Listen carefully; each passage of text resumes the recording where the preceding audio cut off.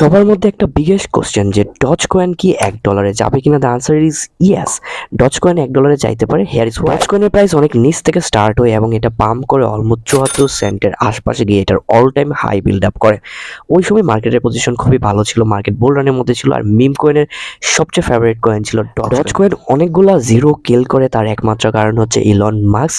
Elon Musk তখন টুইটারের মধ্যে বলে যে ডজ কয়েন হচ্ছে তার ফেভারিট কয়েন, আর ডজ কয়েন পুরা শুট আপ করে। দ্য আনসার ইজ কি এখনও কি যদি এলন মাস্ক বলে ডজ কয়েনকে পাম্প করবে? The answer is yes. Elon Musk যখন ইন্ডিকেট করা ট্রাই করে তখন মার্কেট প্রচুর পরিমাণে পাম্প করে এবং পাম্প করতে করতে ওইটা অলমোস্ট 74 সেন্টের আশপাশে চলে আসে। ডজ কয়েনের $1 যাওয়ার পসিবিলিটি কিরকম, ওইটা হচ্ছে ডিপেন্ড করে অ্যাডপশনের উপর। কি পরিমাণ ডজ কয়েনের মধ্যে অ্যাডপশন করছে, কি পরিমাণ মানুষ ওইটা কিনতে চাচ্ছে। সো ডজ কয়েনের প্রাইস সর্বদাই আপ হইতে থাকে, কজ ডজ কয়েনের মধ্যে হিউজ পরিমাণে হাইপ আছে। মিম কয়েনের মধ্যে ওই রকম টেকনিক্যাল বিষয় হয় না, ওইগুলোর মধ্যে কমিউনিটি ভালো হলে ওই কয়েনটা আস্তে আস্তে পাম্প করতে থাকে। সো পসিবিলিটি ডজ কয়েনের মধ্যে ল্যাম্বরগিনিও ডজ কয়েনে পেমেন্ট নেওয়া স্টার্ট করে দিছে। তারপর এলন মাস্ক যদি টুইটারের মধ্যে কোনোভাবে পেমেন্ট ডজ কয়েনের থ্রু নেই, বা টেসলা গাড়ি যদি কোনোভাবে পেমেন্ট করার জন্য ডজ কয়েনে ইউজ করে, বা ওইগুলা যদি এলন মাস্ক অ্যালাউ করে দেয়, তাহলে ডজ কয়েনের প্রাইস অনেক বেশি শুট আপ করবে। এখন যদি আমরা দেখি এটা কি পরিমাণ প্রাইসে আপে আছে, বর্তমানে all time high, last all time high বানাইছে হচ্ছে 0.73, অলমোস্ট 74 সেন্টের মতো অল টাইম হাই বানাইছে।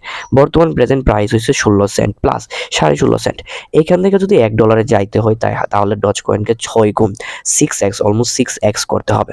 বুলরান মার্কেটের মধ্যে ডজ কয়েনের মতো কয়েন যেগুলো মিম কয়েন, এবং ফান্ডামেন্টালি বর্তমানে মিম কয়েনের মধ্যে সবচেয়ে স্ট্রং কয়েন, ওই কয়েনের 6 গুণ বা 10 গুণ হওয়া অলমোস্ট পসিবল। তাই ডজ কয়েন $1 যাওয়া ওইটা ইম্পসিবল না, এটা অবশ্যই পসিবল। এখান থেকে 6 গুণ পাম্প করলেই, 6 গুণ ইনভেস্টমেন্ট আসলেই পাম্প করে উপরে চলে যাবে। There is a strong possibility doge coin এটা করবে। যারা ইনভেস্টমেন্ট করতে চান বুঝে শুনে ইনভেস্টমেন্ট করবেন, যাদের করা আছে তারা অবশ্যই হোল্ড করবেন, নিজেরা রিসার্চ করে, প্রপার ওয়েতে রিসার্চ করে তারপরে ইনভেস্ট করবেন। বিকজ ইনভেস্টমেন্ট এক একজনের জন্য এক এক রকম, আপনার জন্য একরকম হতে পারে, আমার জন্য একরকম হতে পারে। তাই নলেজ নিয়ে নিজের মতো করে মডিফাই করে ইনভেস্ট করবেন। কেউ হয়তো বা $100 ইনভেস্ট করতে পারে, কেউ হয়তো বা অনলি $10 ইনভেস্ট করতে পারে। সো ওই কারণে নিজের মতো করে মডিফাই করে তারপরে ইনভেস্টমেন্ট করবেন। যদি ভিডিওটা ইনফরমেটিভ লাগে তাহলে লাইক, কমেন্ট, শেয়ার, সাবস্ক্রাইব করে দিবেন।